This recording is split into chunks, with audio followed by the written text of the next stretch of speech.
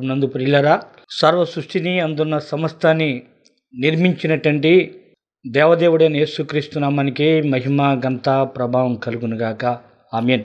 ప్రభునందు ప్రియులరా, ఈ భయంకరమైన కడవ దినాలు ఉంటుండగా ఇంతవరకు మనల్ని, మన బిడ్డల్ని, మన కుటుంబాలని దేవుడు తన బలిష్టమైన రెక్కల చోటున బలపరిచి భద్రపరిచాడు.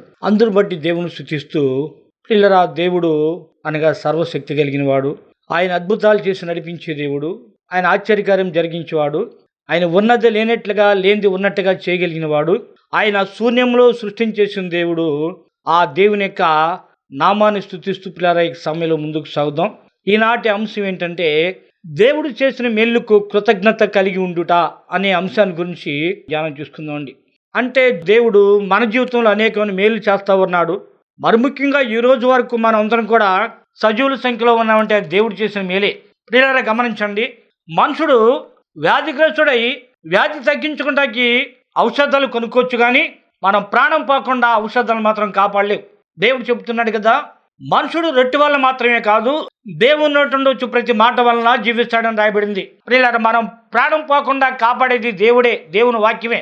మనం బ్రతుకున్నది తినే ఆహారాన్ని బట్టి, వాడే ఆ ఔషధాలను బట్టి కానే కాదు.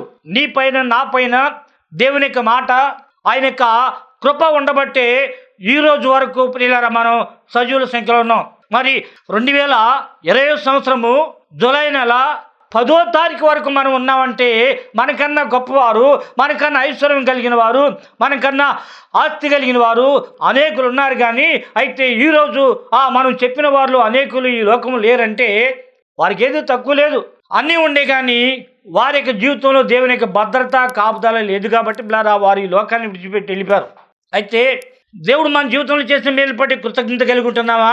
దేవా, నన్ను ఇంతవరకు కాపాడవు ప్రభు అని మీకు స్తోత్రం అంటున్నావా? నాయన, నాకు బిడ్డలు ఇచ్చావు ప్రభు అని మీకు స్తోత్రం అని మరియు దేవుని స్తోత్రం చెల్లిస్తున్నావా?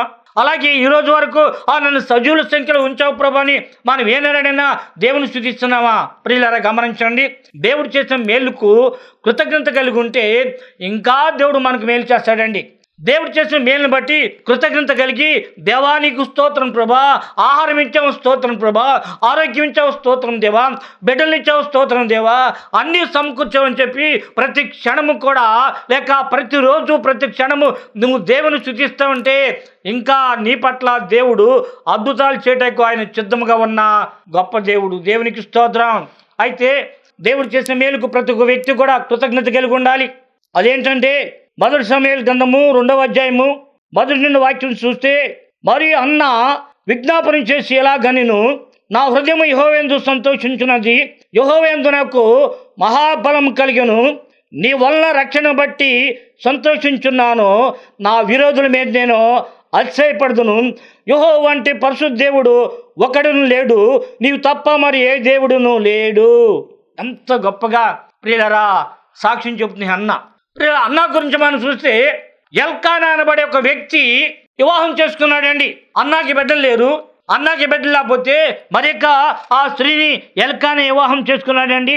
మొదటి అధ్యాయం 2వ వచనం, వీరిలో ఒక దాని పేరు అన్న, రెండో దాని పేరు పెనిన్నా. ప్రియులారా గమనించండి, అన్న పెద్ద భార్య, అన్నకు మరి పిల్లలు లేరు, మళ్ళీ వివాహం చేసుకున్నాడు. రెండవ దాని పేరు పెనిన్నా. పెనిన్నాకి చాలా మంది బిడ్డలు పుట్టారు. అలాంటి పెనిన్నా బిడ్డలు కలిగిన తల్లిగా ఉంది. అన్నకైతే బిడ్డలు లేరు. అన్న బిడ్డల కొరకు కన్నీరు కట్టి ప్రార్థన చేస్తుంది. అన్న తన భర్తను అడిగింది, ఏమండి నాకు బిడ్డలు ఇమ్మంటే నేనేమన్నా దేవుణ్ణా అని చెప్పన్నాడండి ఎల్కానా. అలాంటి స్థితిలో ఇక్కడ ఏం రాయబడిందంటే, తన వైరేగు పెనిన్నా అని రాయబడిందండి. వైర్ అంటే విరోధని. ఎందుకు విరోధమైంది, ఎందుకు శత్రువైందంటే, పెనిన్నాకి పిల్లలు ఉన్నారు.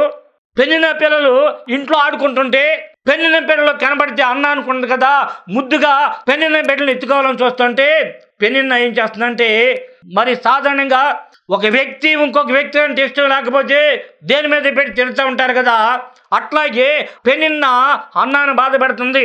ఆ యొక్క బిడ్డలను ఎత్తుకుంటా ప్రయత్నం చేసినప్పుడు కూడా అన్న అయితే పెనిన్న బాధ పెట్టి అనేక రకాలుగా శ్రమలు పెడుతుందండి. మాటల ద్వారా బాధ పెడుతుంది. ఒకవేళ అనొచ్చు, బిడ్డలు లేని గుడ్రాలు అని చెప్పి అనొచ్చు, లేక ఏదో విధంగా మరి ఆమెని బాధ పెట్టవచ్చు, అలా టార్చర్ చేస్తా ఉండి ఇలాంటి టైంలో అనుకుంటుంది కదా, ఆ అన్న నాకు బిడ్డలు కావాలని చెప్పి అనుకుని ఎవరు నాకు బిడ్డలు ఇస్తాడనుకుంది. అనుకుని సరాసరి తన భర్తతో కలిసి ఎక్కడికి వెళ్ళిందంటే దేవుని యొక్క మందిరానికి వెళ్ళింది. పిల్లరా, శిలోహకి. ఎందుకు దేవుని మందిరానికి వెళ్ళాలి?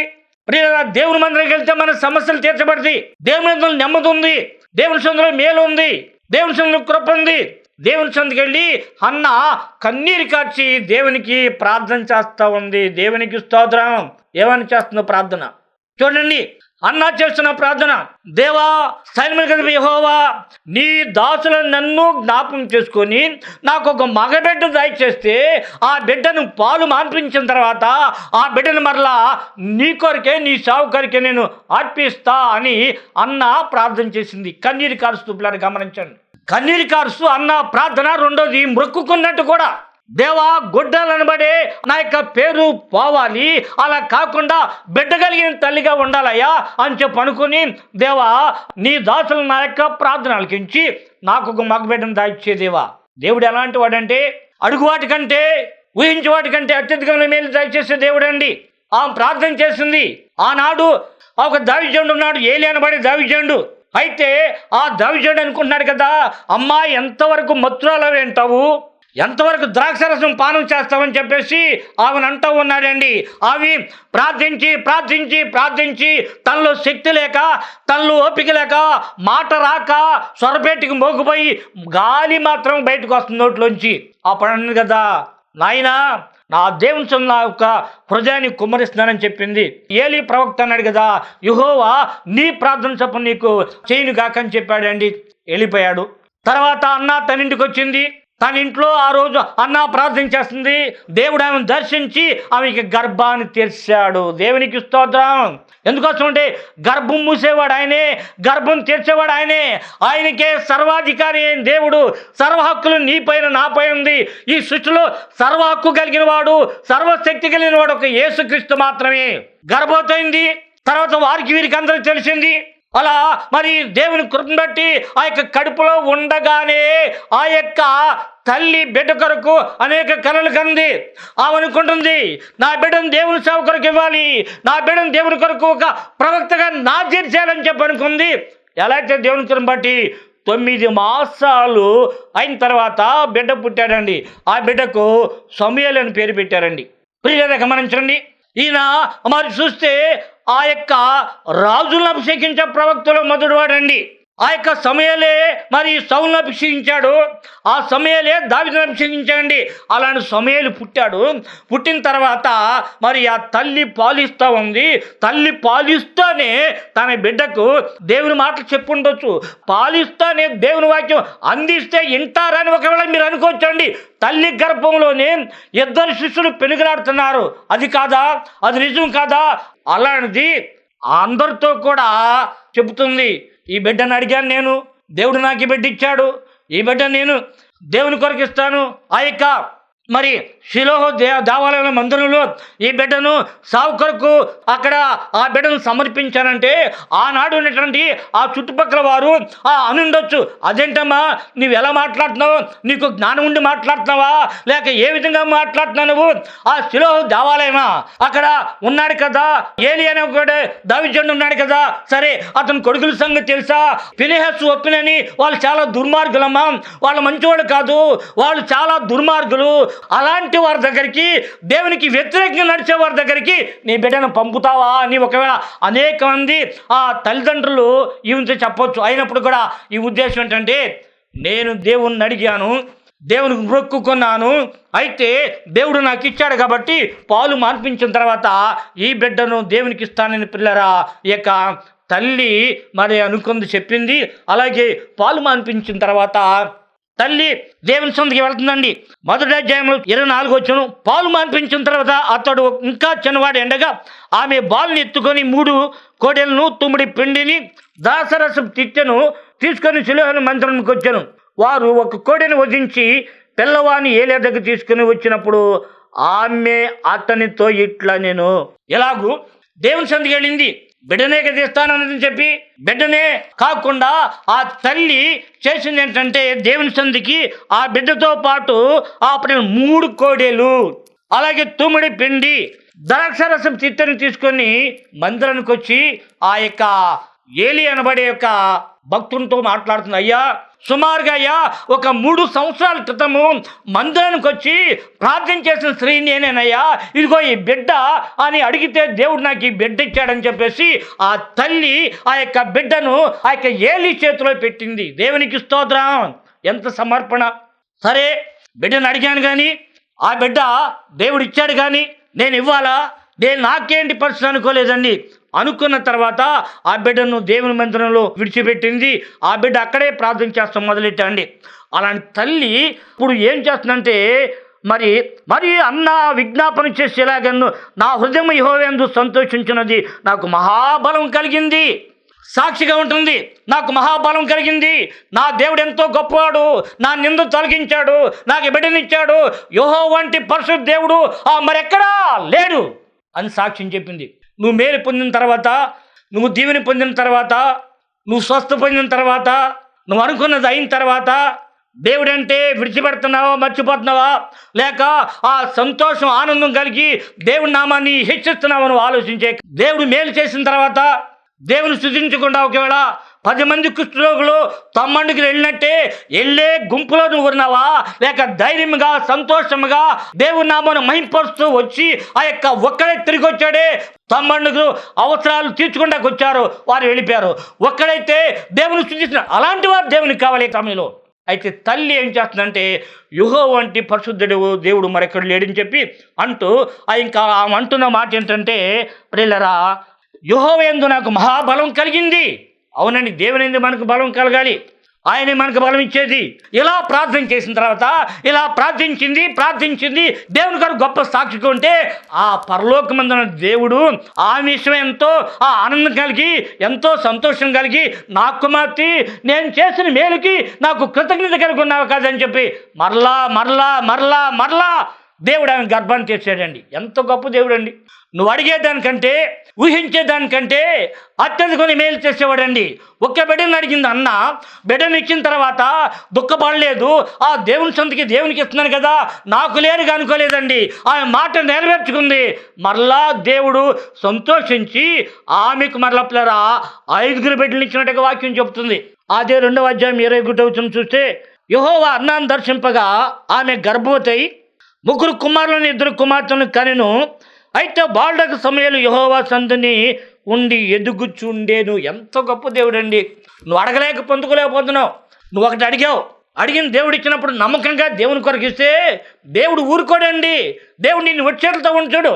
మరలా ఆమె యొక్క గర్భం తెరిచి 3 కుమారులు 2 కుమార్తెలు 5 మరలా హన్నాకు దేవుడిచ్చాడండి. తన వైరి ఉందే పెనిన్నా ఆమెకు సిగ్గు కలిగేటట్టుగా, ఆమెకు బాధ కలిగేటట్టుగా దేవుడు అద్భుతం చేశాడంటే అన్న ఒక్కరిని అడిగింది. దేవుడు సమూయేలు కాక ఇంకా 5 ఇచ్చాడండి. మన జీవితంలో కూడా మనం అడిగితే ఇస్తాడు. ఇచ్చినప్పుడు మనం అన్నాది ప్లేరా నిలబడితే, అన్నాది నిలబెట్టుకుంటే, అన్నా విషయంలో మనం ఏదైతే అంటున్నామో అది దేవుని కొరకు ముందుకు సాగితే దేవుడు మరలా మన గొప్ప మేలు చేస్తాను. చూడండి, అన్న కృతజ్ఞత కలిగి ఉంది దేవుడు చేసిన మేలు బట్టి. 2వ వచ్చి చూడండి, 2 రాజుల గ్రంథము 5వ అధ్యాయము 15వ వాక్యం చూస్తే, అప్పుడు అతడు తన పరివారంతో కూడా దావీదు దగ్గరికి తిరిగి వచ్చి అతని ముందర నిలిచి చిత్తగించము, ఇశ్రాయేలును దేవుడు తప్ప లోకమందులో మరొక దేవుడు లేడని నేను ఎరుగుదును. హల్లెలూయా. ఈయన సైన్యములకు అధిపతి. ఒక సైన్యం ఉంది ఈయన చేతిలో. ఒక రాజుగారి దగ్గర ప్రధాన సైన్యాధికారి అండి. ఒక రాజ్యం నిలబడాలంటే రాజు వలన కాదు, ఒక రాజ్యం నిలబడాలంటే ఆ యొక్క సైన్యానికి తరబిదిచ్చే ఆ యొక్క ప్రధాన కమాండర్ ఉంటారు చూసారండి, ఒక ప్రధాన సైన్యాధికారి. అతను సరిగ్గా ఉంటే నాకు దేశం కాపాడబడేది. అట్లాగూ ఈయన ఎవరంటే చూస్తే ఒక సైన్యానికి అధికారండి. ఇతని పేరు చూసినట్టే నయమాన్. ఈ వ్యక్తి అనేక దేశాలపై వెళుతున్నాడు, అనేక దేశస్తులతో యుద్ధం చేస్తున్నాడు, అనేక మంది రాజులను హతమారుస్తున్నాడు, కానీ తిరిగి వస్తున్నాడు. అయితే ఈ వ్యక్తి ఎలాంటివాడంటే కుష్టి వ్యాధిగ్రస్తుడండి.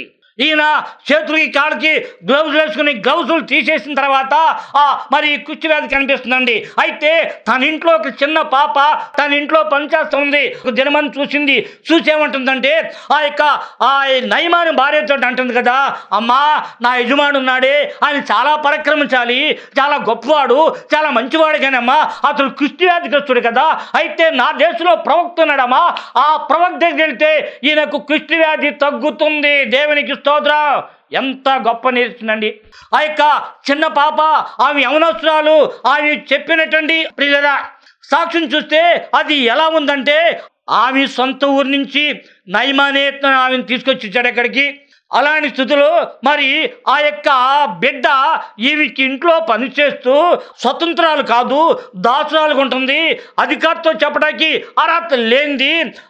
అలాంటి ఆ యొక్క బిడ్డ ఏం చేస్తుందంటే నయమాన భార్య అంటుంది కదా, తన యజమాని గురించి ఆ యొక్క పని పాప శ్రద్ధ కలిగి ఉంది. ఎంత గొప్ప విషయం అండి.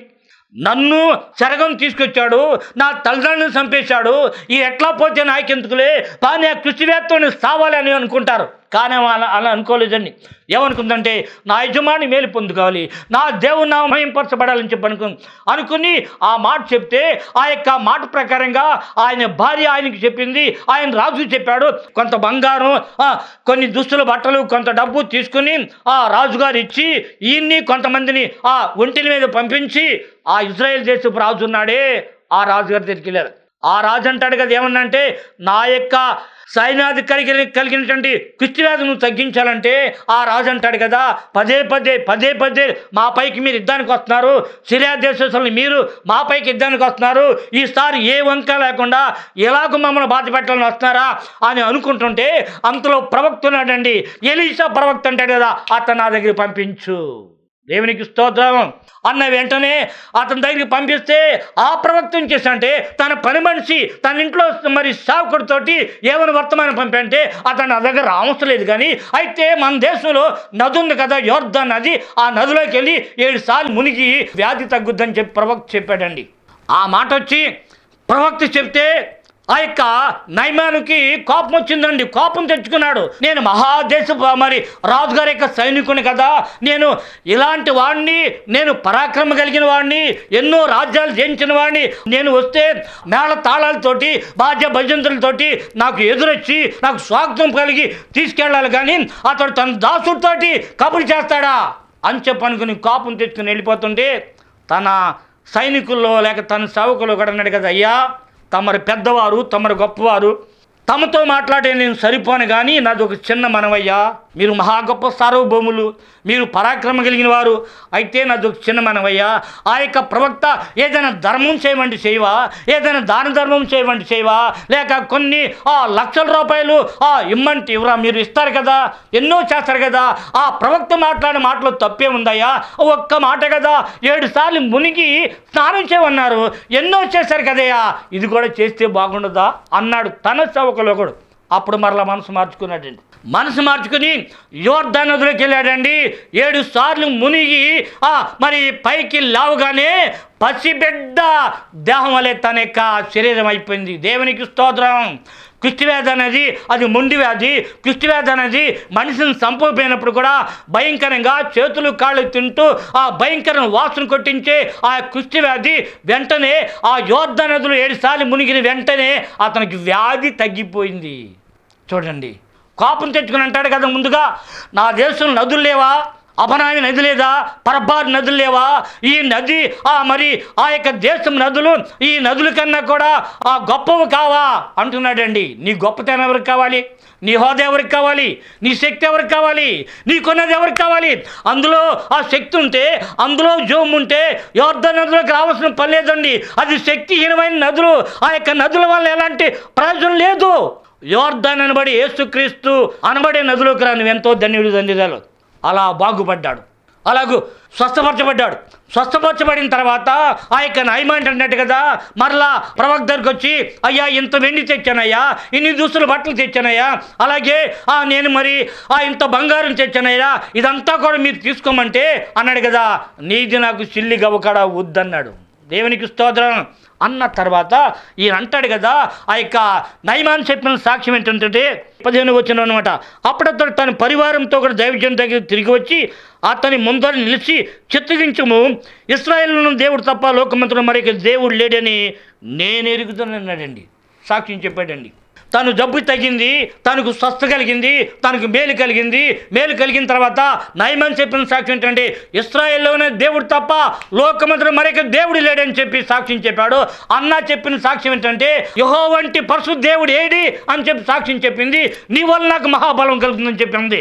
మరి మూడోదిగా చూస్తే ఇంతవరకు ఇద్దరు కూడా కృతజ్ఞత కలిగి ఉన్నారు. మూడోది చూస్తే ఒక రాజు ఉన్నాడు, గొప్ప రాజు. ఆ రాజు ఎవరంటే హిజ్కియా రాజు. అతనికి భయంకరమైన వ్యాధి వచ్చింది, కుష్ఠవ్యాధి వచ్చిన సమయంలో ఆ రాజు కన్నీరు కార్చి ప్రార్థన చేస్తే మరి ప్రవక్త ద్వారా ముందుకు వర్తమానం పంపడింది. ఏం వర్తమానం పంపడిందంటే నువ్వు చనిపోతావు, బ్రతుకు, నీ ఇల్లు చక్కబెట్టుకోమంటే కన్నీరు కార్చి ప్రార్థన చేసి రాజు ఏడిస్తే దేవుడు మరలా చెప్పాడు కదా, తనకి ఆయుసు 15 సంవత్సరాలు పొడికిస్తానని చెప్పాడు. అయితే దేవుడు ఆయుసు పొడిగించాడు. చనిపోయే వ్యక్తిని ఇంకా 15 సంవత్సరాలు బ్రతికిస్తే లేదా అది అయిన తర్వాత మరి అప్పటికి రాజులందరూ కూడా హిజ్కియా చనిపోయాడంట అని వార్త వెళ్ళింది.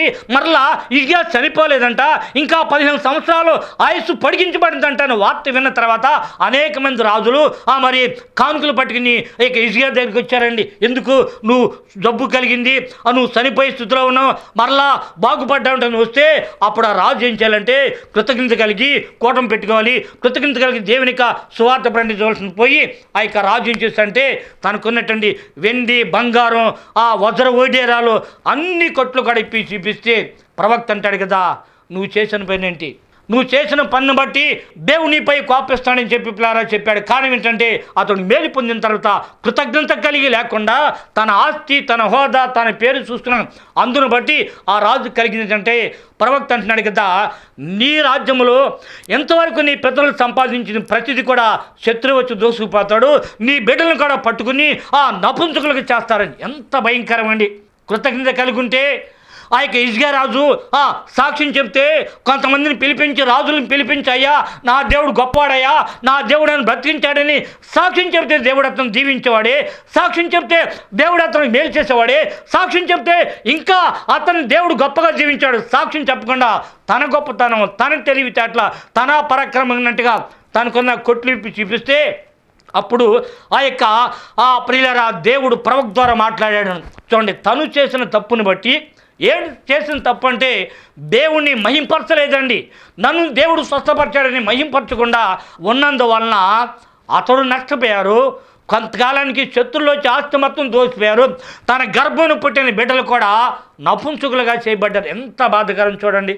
అన్న దేవుని కొరకు సాక్ష్యం చెప్పింది. అలాగే నయమాను దేవుడు చేసిన నిలబడి సాక్ష్యం చెప్పాడు, ఇశ్రాయేలులో దేవుడు తప్ప మరొక దేవుడు లేడను. అలాగే కూడా ఆ రాజు అయినటువంటి హిజ్కియా కూడా నా దేవుడు ఎంతో గొప్పవాడని అందరికీ సాక్ష్యం చెప్తే ఎంతగా దీవించేవాడండి. దేవుడి ద్వారా నువ్వు మేలు పొందుకుని ఉండొచ్చు, బిడ్డల కొరకైనా మేలు పొందుకుని ఉండొచ్చు, లేక ఉద్యోగం కొరకైనా మేలు పొందుకుని ఉండొచ్చు, లేక ఆరోగ్యాన్ని బట్టి మేలు పొందుకుండొచ్చు, ఏదైనా సరే మేలు పొందుకుని ఉండొచ్చు. కానీ సాక్షిగా ఉంటున్నావా? సాక్షిగా లేకపోతే హిజ్కియాని చూడు, సాక్షిగా ఉంటే వారిద్దరిని హన్నాని, నయమాను చూడు. దేవుడు గొప్పవాడండి. కృతజ్ఞత కలిగి ఉండి దేవుడు నీ జీవితంలో చేసిన మేలు బట్టి. హిజ్కియా వలె ఉండొద్దు. హిజ్కియా చాలా గొప్ప ప్రార్థన పడి లాస్ట్లో అలా చేశాడు. ప్రార్థన చేసుకుందాం. దయగల తండ్రి, పరిశుద్ధ సజీవుడా, మీకు స్తోత్రాలు. ఈ యొక్క సమయంలో నా తండ్రి, నన్ను 3 వ్యక్తులు మా ముందు పెట్టారు నా తండ్రి. అన్న బిడ్డలు లేనిదే కన్నీరు కార్చి ప్రార్థన చేస్తే నాయనా ఒక్కరిని అడిగితే 5గురు ఇచ్చావు. ఎంతో గొప్ప దేవుడు నా తండ్రి. అంతేకాదు ప్రభు, అన్నాన్ని దీవించావు నా తండ్రి. ప్రభా, అన్న యెహోవా వంటి మహాదేవుడు ఎక్కడనూ లేడని సాక్ష్యం చెప్పింది ప్రభా. నాయనా ఇదిగో నా తండ్రి, కుష్ఠవ్యాధిగ్రస్తుడై బాగుపడిన నయమానైతే నాయనా ఇదిగో ఇశ్రాయేలు దేవుడు తప్ప లోకమంతా మరొక దేవుడు లేడని సాక్ష్యం చెప్పాడు ప్రభా. నాయనా హిజ్కియా అయితే నాయనా నీ గురించి మాట్లాడకుండా, నీ కొరకు సాక్ష్యం చెప్పకుండా, నా దేవుడు ఎంత గొప్పవాడని సాక్ష్యం చెప్పకుండా తనకున్న సమస్తాన్ని శత్రువులకి చూపించాడు ప్రభా. అందును బట్టి తానెంతో నష్టపోయాడు ప్రభా. తన బిడ్డలు నపుంసకులు చేపట్టాడు ప్రభా. నా బ్రతుకుల్లో మీకు సాక్షిగా ఉంటున్నాయినా మేము ముందుకు సాగాలి. నీ కృపా దీవెన భద్రత నాతో ఉంచండి. మీరే ఎక్కడ చాటుని కాసు కాపండి. వాక్యం వింటున్న ప్రతి బిడ్డను దీవించండి. వారు అవసరాలు తీర్చని నడిపించి వేయించండి. యేసు శ్రేష్ఠ నామములో ప్రార్థన చేసి అడిగి పడుకుంటున్నాను పరమ తండ్రి, ఆమేన్. పిల్లరా అందరికీ వందనాలు. మా కొరకు ప్రార్థన చేయండి. మరి ఎంతో భారంతో చేసే సువార్త పరిచర్య మా కొరకు ప్రార్థన చేయండి. అంతేకాదు ఒకవేళ మీ ఆత్మ ప్రేరేపిస్తే మరి ఒకే ఎపిసోడ్కి మీరు సహాయం చేస్తే మీ కొరకు ప్రార్థన చేద్దామండి. కాబట్టి దేవుడు మీ అందరినీ కూడా దీవించి ఆస్వాదించును గాక. ఆమేన్. ఈనాటి కార్యక్రమాన్ని స్పాన్సర్ చేసిన వారు కొట్టు పద్మావతి గారు, కొట్టు గణపతి గారు. వారిని, వారి కుటుంబాన్ని, వారు చేస్తున్న ప్రతి పని కూడా దేవుడు ఆస్వాదించి దీవించి నడిపించి బలపరచును గాక. ఆమేన్.